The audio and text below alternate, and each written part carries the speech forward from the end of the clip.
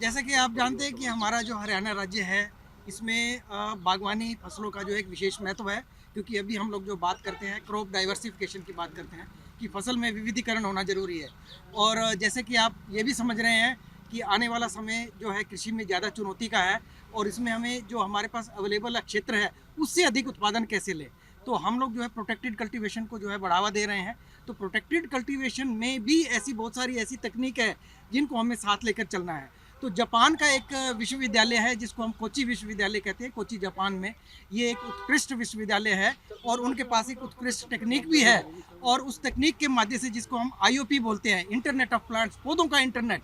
तो पौधों का इंटरनेट तकनीक को हम जो है महाराणा प्रताप बागवानी विश्वविद्यालय करनाल मिल करके उनके सहयोग से अनुसंधान करेंगे और शिक्षा के क्षेत्र में भी जो है हम मिल करके काम करेंगे।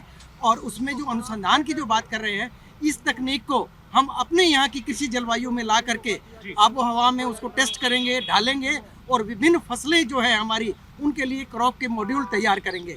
ये हमारे साथ मैं जो है महाराणा प्रताप कृषि विश्वविद्यालय का कुलपति हूँ और हमारे साथ जो है अभी मिस्टर उबेका जो है ये प्रेसिडेंट हैं और वाइस चांसलर हैं कोची यूनिवर्सिटी के, वो भी हमारे साथ उपलब्ध हैं। Sir, my question is with you. What are the how this IOP will benefit both the universities? First of all, Kochi Japan University, and second, Hamarana Horticulture University. Okay. Thank you very much for your Please. questions. So, Internet of Plants (IoT) technology is a very nice tool to improve the productivity of horticultural industries. So, in Japan, as you know, we have very serious problems. The most serious problem is depopulation. Depopulation means the decrease of the numbers of the farmers. So then we should improve the productivity of horticultural industry to a great extent. That is one purpose for our university and Kochi Prefecture, where our university is. The second question.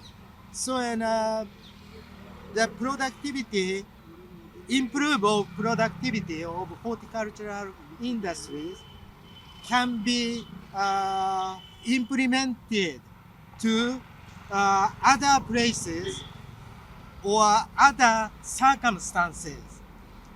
If Please look here. oh sorry, so the IoT technology should be more advantageous. So we would like to improve. So the high advantageous property of IoT by implementing so this technology into other circumstances. So we select the Haryana state जी as a implementation place other than Japan. Okay, so we met the president of Maharana Pratap Horticultural Universities. We felt so good connectivity with each other.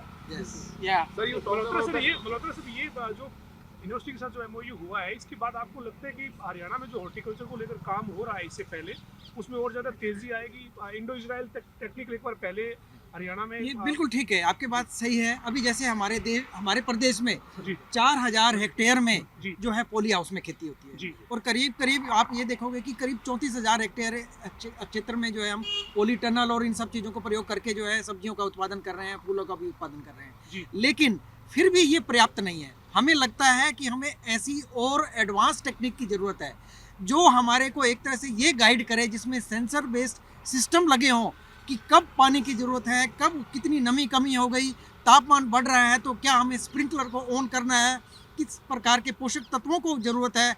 और उसमें जो एक तरह से मैं ये करूँगा, जो पौधे हैं वो जिंदा चीज़ है, तो पौधों का जो एक शारीरिक, रासायनिक और एक तरह का जो फिजिकल, एक तरह का जो उनका जैविक जो तरीका है उसको अब अध्ययन किया जाएगा। प्रकाश संश्लेषण कितना हो रहा है, उसका वाष्पोत्सर्जन कितना हो रहा है, कार्बन डाइऑक्साइड की मात्रा कितनी बढ़ गई है, तो वो पौधों की बढ़वार पर सीधा असर पड़ता है। उसको हम मैनिपुलेट करते हैं और ये सिस्टम एक तरह से गाइड का काम करता है और ये वर्चुअल एडवाइजरी है। वो उससे वर्चुअल एडवाइजरी मोबाइल ऐप के ऊपर आकर के किसान को मिल जाएगी कि आप सचेत हो जाइए, ऐसा होने वाला है। और इसका जो सिद्धांत है वो सीधा सिद्धांत है कि प्रत्येक पौधा जो है उपज दे और अधिक से अधिक उपज दे। तो ये हमारा जो उद्देश्य है, इसको लेकर के इसमें चले। Thank you very much sir, thank you very much, thank you. Thank you.